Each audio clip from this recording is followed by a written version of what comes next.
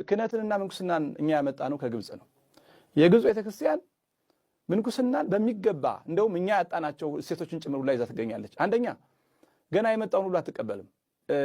ለምናኔ ሲመጣ ቢያንስ እንደው ዝቅተኛ የመጀመሪያ ዲግሪውን ይዞ እንዲመጣ ታደርጋለች። ለእናት አባቱ አንድ ልጅ እንዳይሆን፣ ሚስቱንና ልጆቹን አፍስሶ እንዳይመጣ ወይም ከችግር ሸሽቶ መጥቶ እንዳይሆን ይሄን ሁሉ ማጣሪያ ታደርጋለች። ከገባ በኋላ ረጅም ጊዜ ፈተና አድርጎበት ከ9 ወር ጀምሮ እስከ 3 ዓመት ባለው የፈተና ጊዜ ነው የሚደረግ። እንደውም ከኋላ የሚያጠኑ አንድ 3 አባቶች ተመድበው ትትናውን፣ ትግስቱን፣ ትጋቱን፣ ጸሎቱን፣ ጾሙን፣ ፍቅሩን፣ ዓለምን መናቁን ለ3 ዓመት ያህል አጥንተውት ከዛ በኋላ ነው በል ተቀብለናል ተብሎ ጸሎት ተደርጎለት ከማህበረ መነኮሳቱ እንዳንዱ የሚቆጠረው። በእኛ ግን እንደሄደ ይመነኩሳል። ብፁዓን አበውም አንዳንድ ጊዜ ደብዳቤ ጽፎ አመንኩሳች ላኩልን ይላሉ። ይሄ አሁን አባቶቻችን የምታስተካክሉት ነገር ነው። እንደው እኔ በትህትና ሆኜ መናገር እንፈልገው ይሄንን ሰው አመንኩሳች ላኩልን ተብሎ እንዴት ይላል? ሳይመንን በገዳማችሁ ይኑር፣ መንኖ ከሆነ በገዳማችሁ ይኑር ብላችሁ ላኩት፣ በገዳም ይኖራል። ካልሆነ ግን መምህር ገዳም አመንኩሳችሁ ላኩ፣ ወይዘሮ ገዳም አመንኩሳችሁ ላኩ የሚባለው ነገር አጥፍቶናልና ብፁዓን አበው ይሄንን እናንተ ብታርሙት በጣም መልካም ነው። ገዳማቱም እንደመጣ ቆም መጫን የሚባለው ነገር መቆም ነው ያለበት በኢትዮጵያ። ምክንያቱም እንደመጣ ቆም መጫን ሲቀር መናኙና ያልመነነው ይታወቃል። ሲለይለት ማመንኮስ የሚችል አሁን ደንግጦ ይሄዳል። ታሞ ዩኒቨርሲቲ አካባቢ ትምህርት ተበላሽቶበት እናት አባት እንደሞቱበት መንኖ ሳይሆን ደንግጦ እናት አባት ሲሞቱበት መመነን ይሄ ዓለም ለእናት አባት ያልሆነ ለኔ ምን ያህል መመነን ያለ ነገር ነው። ሚስቱ ስትሞትበት ይሄ ዓለም ለባለቤት ያልሆነ ለኔ ምን ያደርጋል ብሎ መመነን ያለ ነገር ነው። ነገር ግን ደንግጦ ዝም ብሎ ወዲያው ከሄደ እንደደነገጠ ማመንኮስ ተገቢ አይደለም። እስኪረጋጋ እርዳሉ ነው ረድቶ ተረጋግቶ አስቦት ምንኩስና ህይወቴ ነው ካለ ይመነኩሳል እንጂ የመጣውን ሁሉ ማመንኮስ መስፈርት የሌለው ከድህነት ሸሽቶ የመጣውን ሁሉ ማመንኮስ ገዳማት ላይ መቆም ያለበት ጉዳይ ነው። ከዚያም በኋላ ግብፃውያን ምንድነው የሚያደርጉት? እንኳን አይደለም ከገዳም ወደ ከተማ ከገዳም ክልክል ነው። ከገዳም አንድ መነኩሴ በመነኮሰበት ገዳም እድሜ ልኩ ይኖራል። ጳጳሱም ቢሆን የነሱ ጳጳሳት በአንድ ገዳም ይመነኩሳሉ። ከዛ በኋላ በትሩፋታቸው ተመርጠው ጳጳስ ይሆናሉ። ያን ገዳም አይለቁትም። እዚያው በዓት አላቸው። አብዛኛውን ጊዜያቸው የሚያሳልፉት እዛው ገዳም ላይ ነው። የዚህ ገዳም አበምኔቶቹም እነዛው ነው የሚሆኑት። ሊቀ ጳጳሱ ነው እድሜ ልካቸው የሚቀበሩትም እዛ ገዳም ላይ ነው። ስለዚህ የእኛም ቅዱስ ሲኖዶስ እንዲህ ያለ ነው።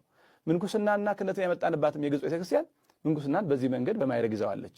እኛ ግን ከጊዜ ወደ ጊዜ መነኮሳት እየፈለሱ ከተማ እየገቡ ከመንበረ ፓትርያርክ ጀምሮ በአህጉረ ስብከት በወረዳ ቤተ ክህነት ባሉ መምሪያዎችም በአጥቢያ ደብረ አስተዳዳሪ፣ ቀዳሽ፣ ሰባኪ፣ አጥማቂ እንደው ሌላም ስራ እየተሰጣቸው ገዳማቱም እየተራቆቱ መነኮሳቱም እየተጎዱ ነው የሚገኙት እና ይሄ አሁን ከገለጽኩት ቤተክርስቲያን ስለምናኔ ከምታስተምረው ጋር ምኑ ነው የሚገጥመው? አሁን ከተማ መግባታቸው ስህተት ነው ስንል ምን አረጓችሁ ሚል ሰው አለ እንዴ? ማን መንኩሱ አላቸው? በከተማ ለመኖር እኮ እንደኛ መኖር ይችላሉ። ነጠላቸው ሱፍ ለብሰው ይቻላል እኮ።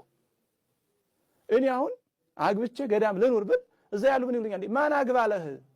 ለምን አገባህ? በገዳም መኖር ከፈለክ እኮ እንደኛው በንጽህና ሆነ መኖር ትችል ነበረ።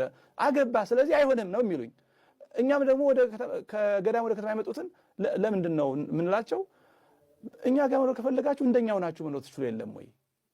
መጀመሪያም አለመመንኮስ በቅስና በዲቁና በስባኪነት ማገልገል ይቻላል።